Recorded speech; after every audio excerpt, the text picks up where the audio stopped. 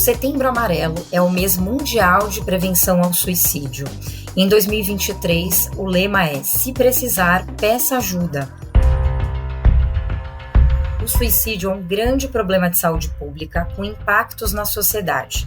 Segundo dados da Organização Mundial de Saúde, todos os anos, mais pessoas morrem por suicídio do que por HIV, malária ou câncer de mama. Entre os jovens de 15 a 29 anos, foi a quarta causa em morte depois de acidentes no trânsito, tuberculose e violência interpessoal. E no Brasil são quase 14 mil casos por ano. Isso significa uma média de 38 pessoas por dia que cometem suicídio. Vamos falar sobre isso? Pode Falar de Saúde, um podcast sobre saúde integral.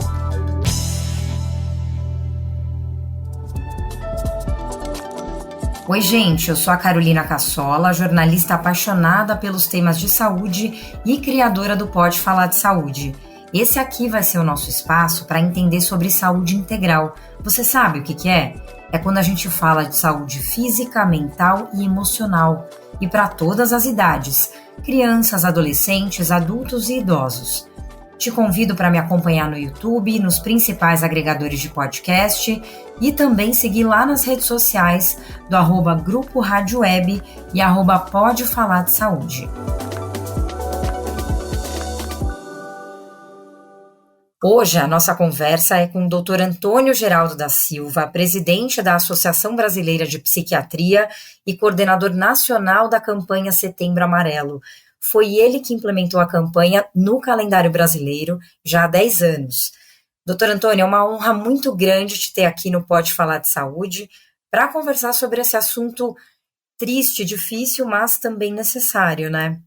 Ô Carolina, a honra é toda minha, fico feliz demais de falar contigo e ter a chance de passar para milhões de brasileiros tema de extrema importância, ensinamentos que são de extrema importância para que a gente possa salvar vidas. É uma oportunidade ímpar e a ABP, Associação Brasileira de Psiquiatria, e eu estaremos no mês de setembro voltado completamente para isso. Apesar de que nós fazemos a campanha de prevenção ao suicídio 365 dias ao ano. É verdade. Esse assunto é importante o ano inteiro, né, doutor? Essa grande maioria dos casos de suicídio estão muito relacionados com as doenças mentais, principalmente não diagnosticadas ou tratadas de uma forma incorreta. Isso tem a ver com muitos tabus que a gente ainda tem na sociedade sobre os transtornos mentais? Tem sim, Carolina. Segundo a OMS, mais de 90% dos casos de suicídio seriam preveníveis. E quando ele fala isso é porque nós sabemos que praticamente 100% dos casos que ocorrem suicídio, a pessoa tem algum tipo de doença mental. Acontece que ter acesso ao tratamento é muito difícil, porque o estigma é muito grande. E aí nós temos vários tipos de estigmas e que atrapalham tudo isso. Preconceito que atrapalha em relação a isso. Nós temos o estigma social, que é esse estigma em que as pessoas veem quem tem algum quadro psiquiátrico e começa a criticar, a falar sobre isso. Então, a dizer, por exemplo, nossa, aquela pessoa é diferente, é esquisita, não é igual a todo mundo, olha como é que ela fica isolada, no canto, calada, não se entrosa com ninguém, não se socializa, como que se a pessoa tivesse essa opção de escolher. Ela não tem essa opção, ela está doente. E aí começa a falar de todos aqueles que têm algum tipo de doença mental de uma maneira que não traz a pessoa para perto, de uma maneira que afasta a pessoa de perto de si mesmo. E por que afasta? Afasta porque está o tempo inteiro criticando ou jogando pedra naqueles que têm algum tipo de doença mental, porque são diferentes. As pessoas que ouvem isso e que têm algum quadro psiquiátrico, elas enfiam isso para dentro da cabeça como se fosse verdade, como se elas fossem realmente uma pessoa inferior, que tivesse qualidades inferiores e que não teria as mesmas condições que todos os outros para viver em comunidade, para viver bem para ter uma condição melhor de vida. Esse é o estigma que é chamado de autoestigma. Só que a gente tem ainda outro preconceito que é grave, que é o preconceito estrutural, que é o estigma estrutural, onde os próprios municípios, estados e a federação não ajudam aqueles que padecem de doença mental. Só para você ter uma ideia, nós não temos medicamentos psicotrópicos disponíveis na farmácia popular. Colocaram 1 ou 2 ou 3 ali na lista, só que nunca apareceu lá na farmácia popular. E olha que estranho. A metade das doenças que mais afastam do trabalho são doenças mentais. Obrigatoriamente você tinha que ter medicamento para isso. Mas não tem. Por estigma estrutural. O estigma da estrutura, do próprio Estado. O próprio Estado que faz concurso público e coloca assim, se não passar no psicotécnico não pode assumir. Ah, porque esse psicotécnico é para ver se tem algum quadro psiquiátrico. Você não pode fazer assim.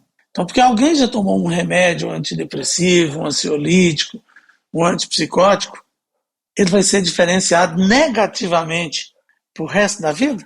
É preconceito puro. Sem dúvida, né, doutor? Agora, você está falando, né, desses transtornos. Quais são essas doenças que, assim, podem ser potenciais, né, para levar a esse desfecho do suicídio quando elas não são tratadas da forma correta? Num grande estudo internacional que foi feito pela própria OMS, eles foram lá e investigaram entre as pessoas que tinham morrido e que o diagnóstico era óbito por suicídio, pegaram os prontuários, consultaram todos e viram que cerca de 36% dessas pessoas que tinham suicidado é porque tinham chamados transtornos afetivos, transtornos do humor, que é depressão e as variações que temos de depressão e transtorno de humor bipolar, são as doenças chamadas doenças afetivas, doenças do humor. 36, 37%. 22% para 23% eram chamados transtornos por uso e abuso de substâncias psicoativas. Isso inclui o quê? Álcool e outras drogas. É muita coisa. Só aí você soma 23 com 36, se fosse fazer essa conta simples, 59%, 60%. Em seguida, você tem os chamados transtornos de personalidades, você tem aí transtornos de ansiedade, esquizofrenia, são outros quadros, então, que advêm cerca de 10%, 11%, 9%, vai somando todos os quadros, transtornos alimentares. Você tem 96,8% de casos catalogados como sendo doenças que levaram ao óbito por suicídio. Sim. Agora, até chegar nesse desfecho, né, doutor, existe um caminho ali, sinais que acho que essa pessoa vai dando, até por não ser tratada, ou, né, ela ter esses altos e baixos. Eu queria que a gente falasse um pouco desses sinais, que eu acho que eles são bem importantes, e quem percebe geralmente isso é quem está de fora, né, pessoas próximas dessa pessoa, que aí precisam fazer alguma coisa. Como que a pessoa deve agir?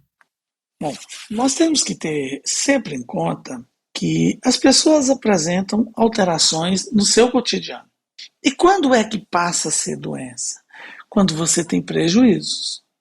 Então, assim, tem algo que acontece na minha vida, mas não está me gerando prejuízo, eu não posso considerar como doença.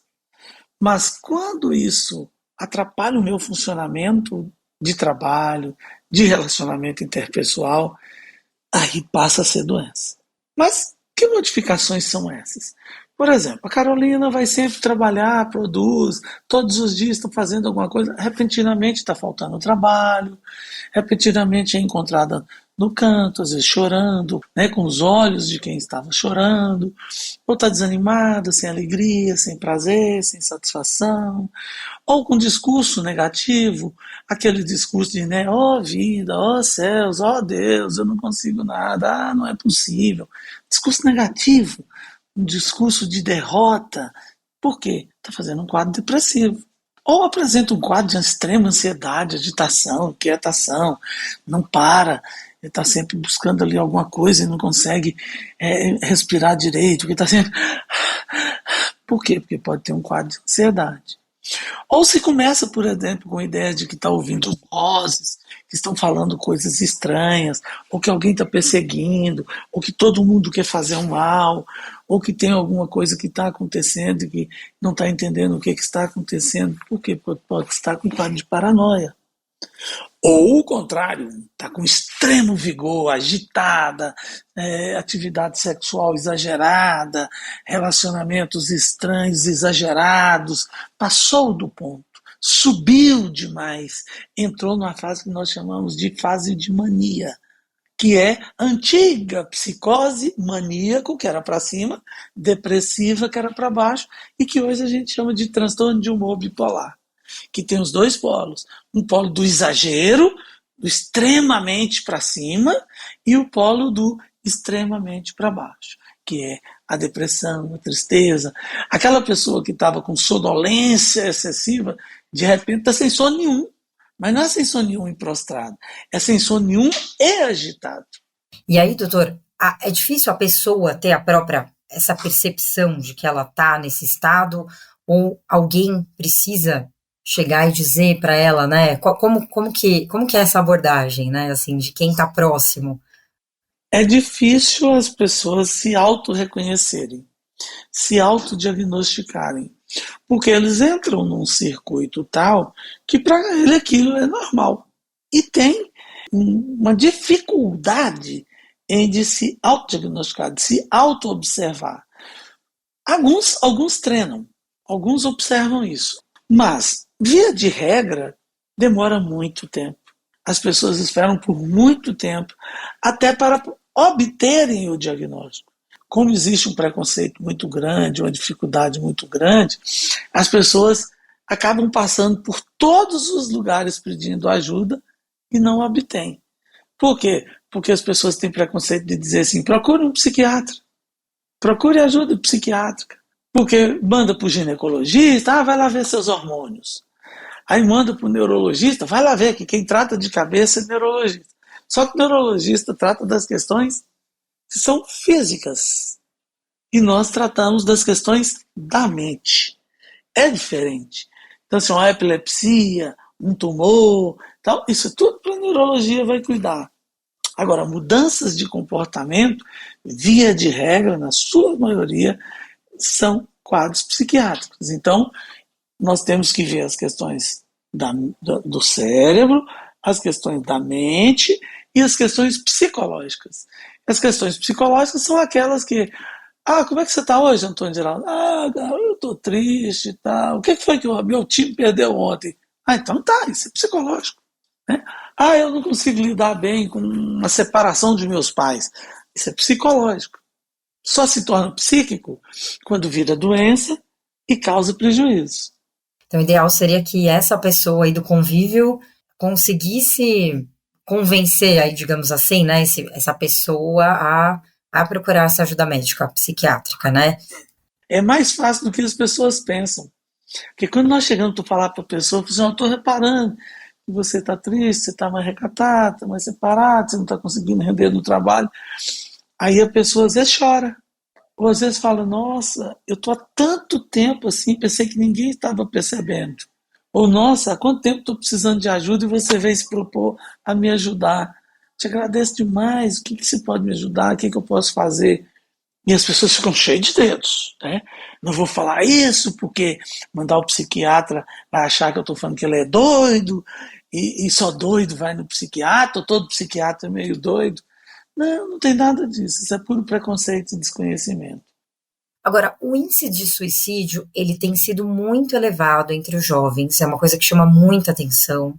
Eu queria que você falasse por que isso, assim, né? Essa era digital que a gente vive, enfim, esses games, esse isolamento, né, social que a própria pandemia impôs, mas que também é uma certa característica, assim, dessa fase, né, em que muitos jovens acabam ficando confinados, enfim, um pouco até viciados, né, nessas coisas da tecnologia de games. Isso também agravou, contribui aí para esse número elevado de jovens com alto índice de suicídio? É uma soma de vários fatores. Nós precisamos juntar todo o envolvimento social, familiar, educacional, de trabalho, todo um contexto para poder fazer essa mistura toda e ver o resultado. É claro que com as mudanças no nosso tempo, o que eu digo isso? Que antigamente você tinha mais tempo para as coisas, hoje você tem muitíssimo menos tempo, muitíssimo mais envolvimento. Depois, então, do teletrabalho, do home office, as pessoas trabalham em 3 vezes mais e acham que não, que está tudo igual. E não é verdade, está trabalhando muito mais do que antes. O excesso de exposição às telas funciona como fotoestimulação e também como um fator que vai irritar nosso sistema nervoso central. Nós temos muito menos horas de sono, o que piora muito a saúde mental. Por quê? Porque você tem uma supressão de sono, você tem um excesso de estimulação com o cérebro e que o cérebro cansa. Não está preparado para isso. Cada um de nós temos um ponto de aceite. Até esse ponto eu aceito, depois dele eu estresso, eu não aguento mais. Então, hoje o que nós temos são vários fatores somados que atuam como fatores estressores e faz com que você não suporte e rompa a sua resistência. Tem gente que tem mais resistência, tem gente que tem menos resistência. Tem gente que aguenta aquele tipo de vida ali 5, 10 anos e tem gente que não aguenta um ano, associado com os hábitos, né? Hábitos alimentares, o que a gente come, como que a gente dorme, quanto tempo a gente dorme. Olha o cuidado com a atividade física. Então, assim, você pode ser provocadora de doença e repare, nós não temos no Brasil nenhum sistema de promoção de saúde e nem nenhum sistema de prevenção de doença. Tudo que nós falamos no Brasil é de assistência. Depois que estourou, aí vamos tratar. Não, Carolina, o ideal era falar promoção de saúde, ensinar a promover saúde nas escolas, no trabalho, em casa, ensinar a prevenir doenças. Por exemplo, qual foi a grande ação que o Brasil fez para promoção de saúde e prevenção de doenças? Acabar com o tabagismo. Nossa, uma promoção de saúde maravilhosa e uma prevenção de doença fantástica. Nós tínhamos 50% da população que fumava. Hoje nós só temos 11, 10% da população que fuma. Isso tudo que você está falando, doutor, então dá para a gente dizer que assim é possível prevenir o suicídio, assim como outros problemas, enfim, outras doenças, mas a gente ainda tem um caminho longo ainda a ser perseguido, né? Falta política pública, estrutura mesmo, né, para encarar de outra forma, né? Como que teria que ser essa prevenção? Vamos lá. Como é que a gente fez para fazer prevenção com AIDS? Nós tínhamos aqui há 30 anos atrás um índice altíssimo de mortes por AIDS. 30 anos depois caiu assustadoramente. Nós fizemos promoção de saúde, fizemos prevenção de doença e fizemos também a intervenção.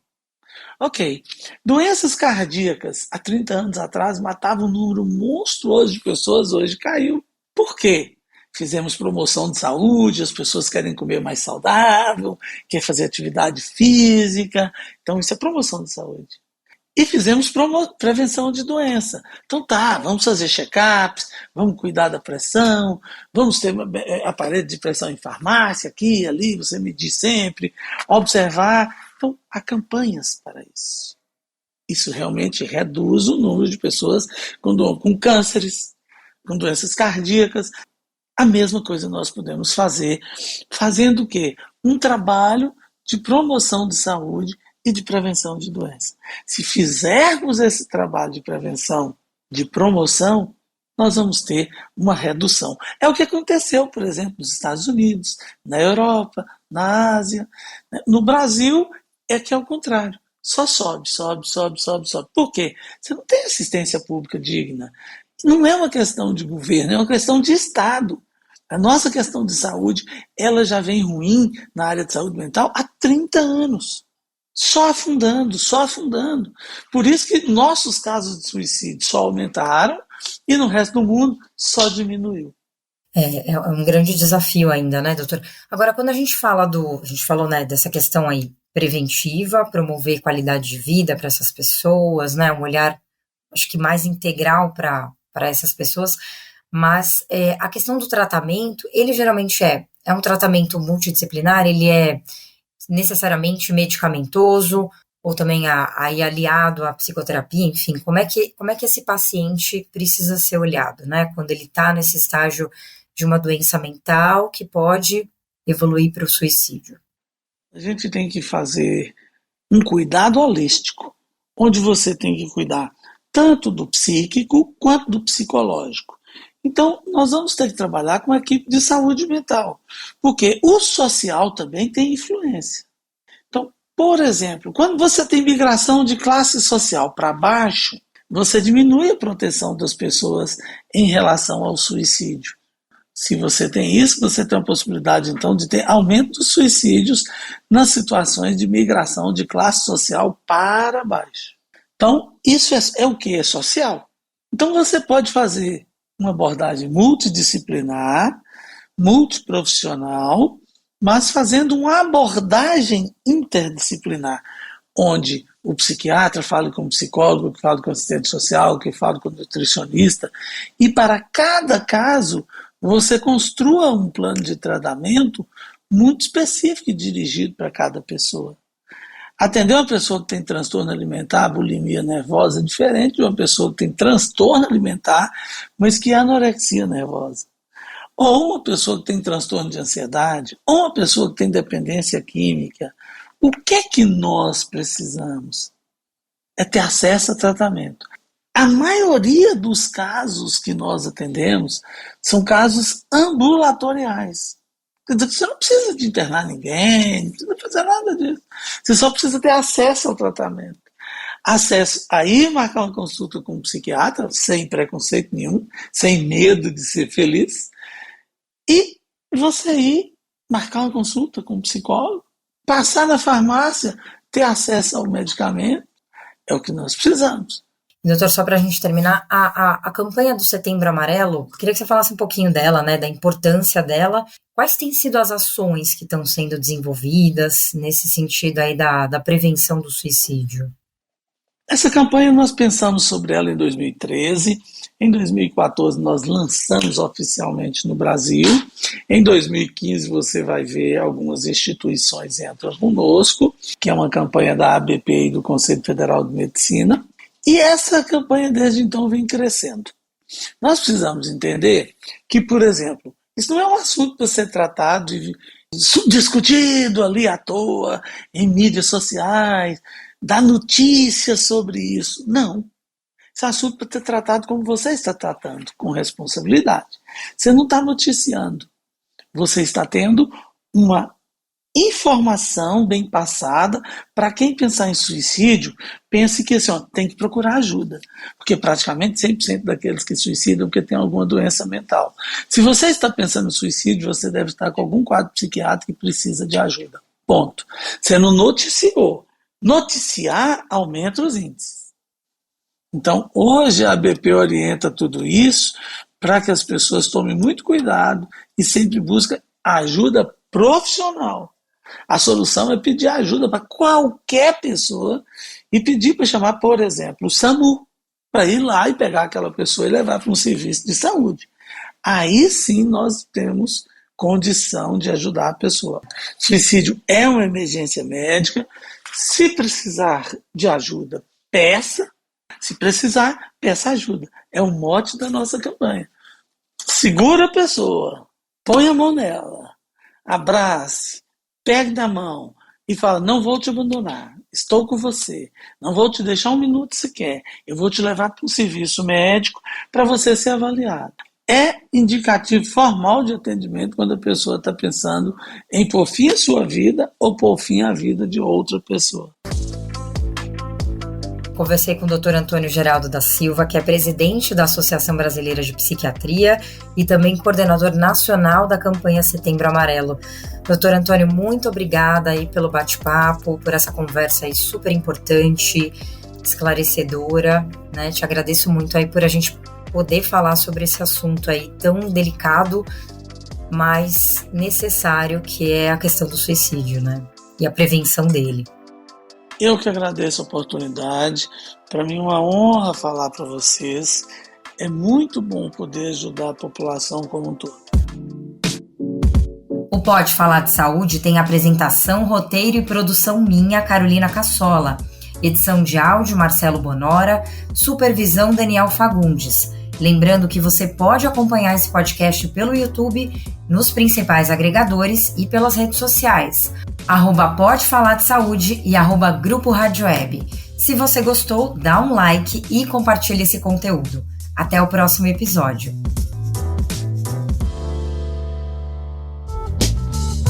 Pode Falar de Saúde, um podcast sobre saúde integral.